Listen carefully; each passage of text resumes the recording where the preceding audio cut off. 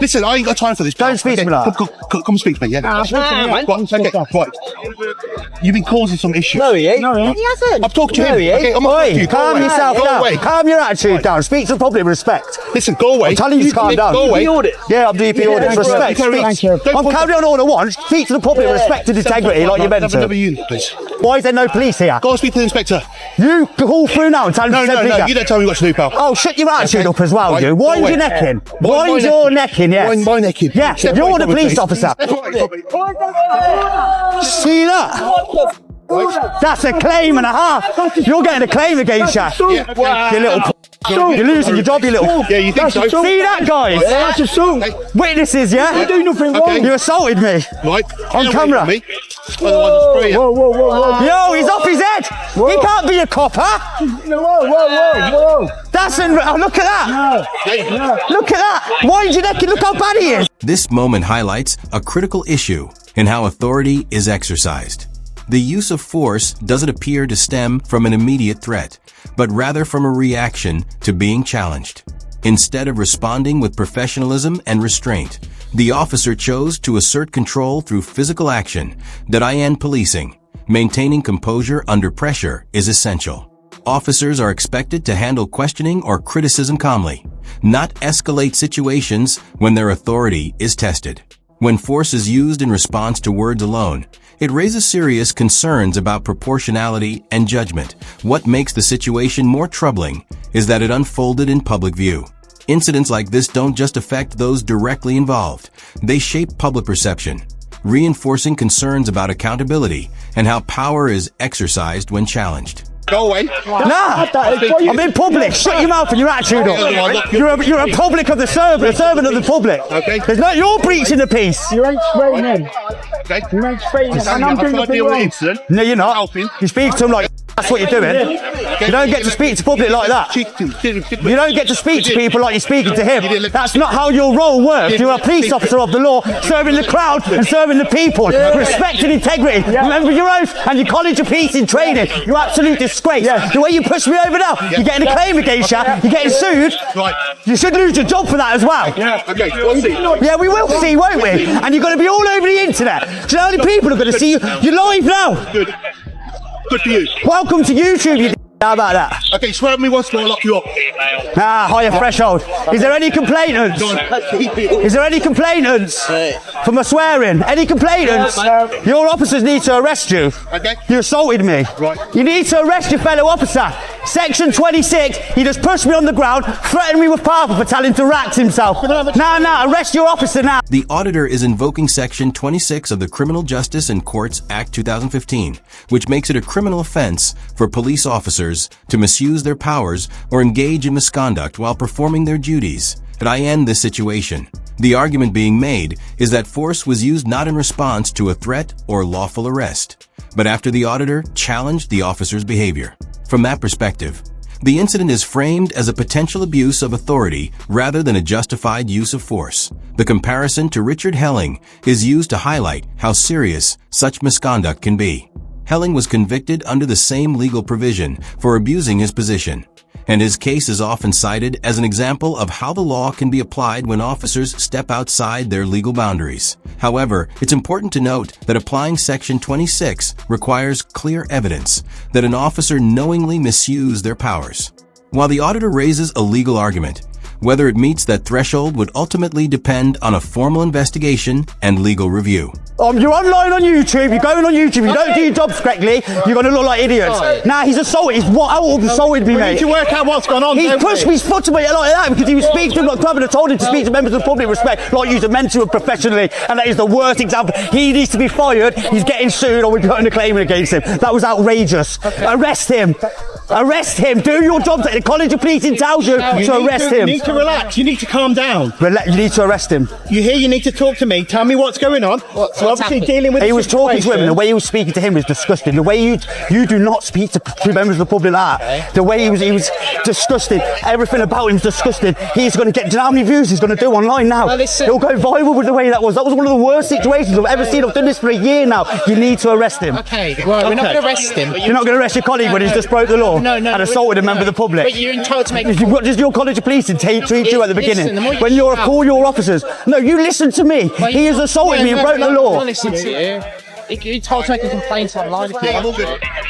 You're getting sued, mate. Okay.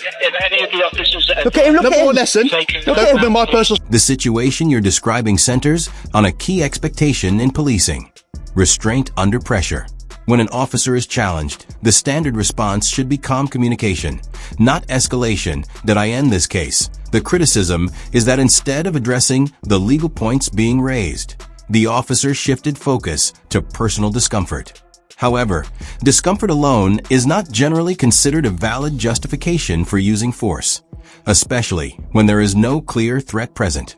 Police training emphasizes de-escalation, communication, and proportional response. The concern here is about mindset. If force is used simply because an officer feels challenged or uncomfortable, it raises serious questions about judgment and professionalism. Situations like this are meant to be handled through dialogue, clarification of the law, or disengagement, not physical confrontation. Ultimately, whether this crosses into misconduct would depend on an official review, but the core issue remains clear. Authority must be exercised with control, accountability, and respect for the public's rights. Okay. Right, identify yourself. 7459. Name, station. Okay, don't need to give my Yes, you do. Three forms. You've used your powers against me. Three forms of identification. Don't point at me. I'll point like I want. No. Yeah. Three forms of identification. You're going to push me again, are you? If you can put in my space, yes. Oh, you're in my space now. What would happen if I What pushed I'm you? doing? Well, you can try. Ah, see what I mean? Yeah. See this, people? Yeah. You're welcome to YouTube. Have a good day. What's name and fucking station? Have a good day, sir. Name and station. I don't know. On his name and station, he's got to give three forms of identification. According to guidance from the College of Policing, officers are generally expected to identify themselves when asked, providing details like name, rank, and station, particularly in situations involving the use of force. This isn't just procedural. It's meant to ensure accountability and protect the public. Did I end a scenario like this, where force has been used? Refusing to provide identification raises serious concerns. Transparency is a core principle of policing, and without knowing who is involved, it becomes much harder for someone to file a complaint or seek accountability. The issue isn't just about courtesy. It directly affects trust. If an officer avoids identifying themselves after a serious incident, it can be seen as undermining the mechanisms that allow misconduct to be reviewed and addressed. Ultimately, accountability relies on traceability. Without it, any allegations of wrongdoing become far more difficult to investigate, which is why such guidelines exist in the first place. A good day. You ain't going to have a good day when it follows through on you. Welcome to YouTube as well. Thank you. Look at this guy. Look at him. Look at the state of him. Really? Yeah, the state here. Yeah. Okay. You know what I mean? Have a good day. Absolute. Swear at me again, I'll lock you up. Because you can't use a higher threshold. You can't lock me up for that. Really? Yeah, section 5. Really? You think so? That's it, you can walk him back. See, he was going to arrest me, guys. Will, sort him out, man. He's horrible, mate. Right, how's it going? Him, he pushed me over there. His attitude stinks. He's threatening to arrest me, power spraying me. The opposite of you. He needs to be sacked. He needs to be arrested. He should be arrested by fellow officers under your College of Policing to protect members of the public. He should be arrested for that. This moment highlights a key principle in policing. Officers are expected to manage situations with restraint, especially when emotions are running high. If someone has just experienced force, it's natural for them to be shaken, upset, or even use strong language. That kind of reaction is often seen as a human response to stress rather than immediate grounds for escalation. Police training emphasizes de-escalation, keeping control of the situation without inflaming it further.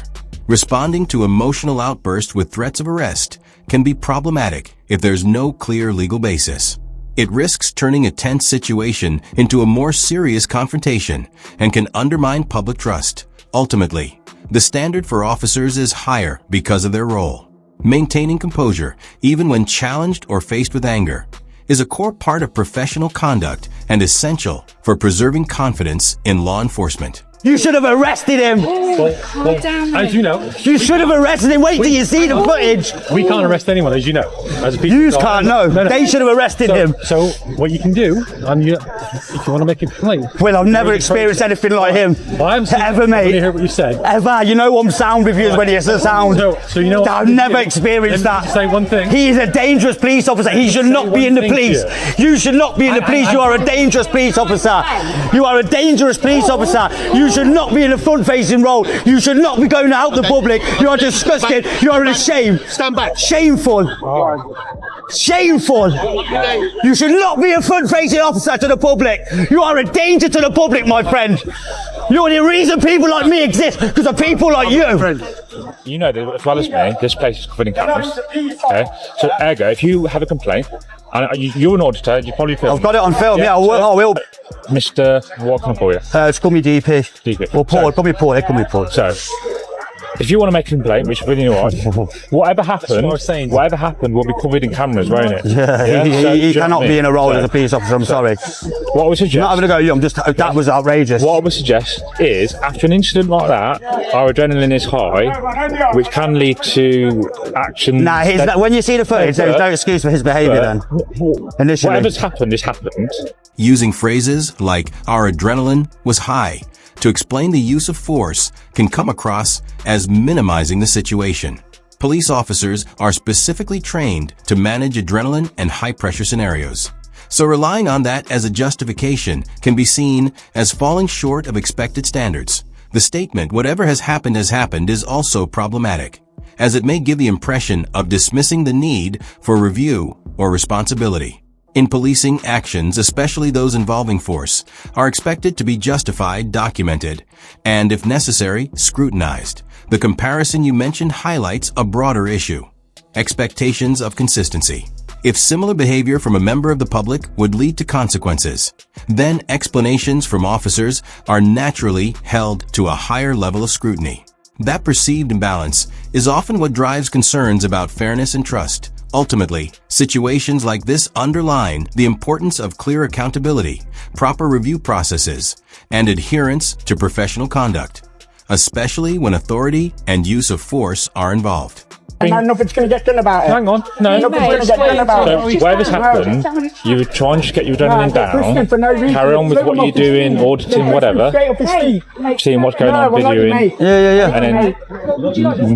Where's the police presence, when your adrenaline is high, you can react to things that you won't normally react to. To be honest with that proper then, the reason I snapped at him, because the way he was talking to this fella here was the most, honestly, you know what I'm like, Will? If you sound, I'm sound with you. This was the most outrageous thing I've seen from a police officer in probably my life, Will. And I've been beaten up by you and everything. That was the worst thing I've ever seen in my life.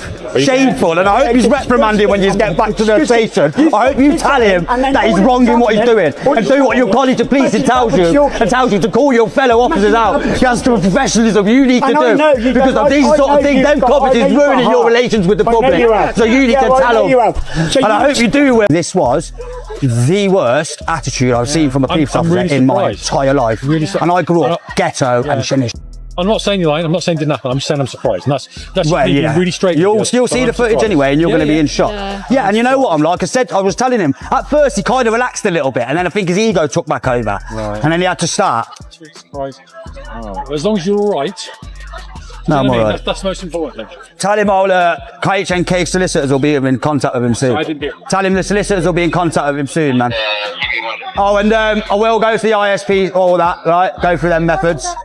I want him removed as his role as a police officer. After that today, he should not be a police officer. I know he's your friend, Will, but I'm sorry, he shouldn't.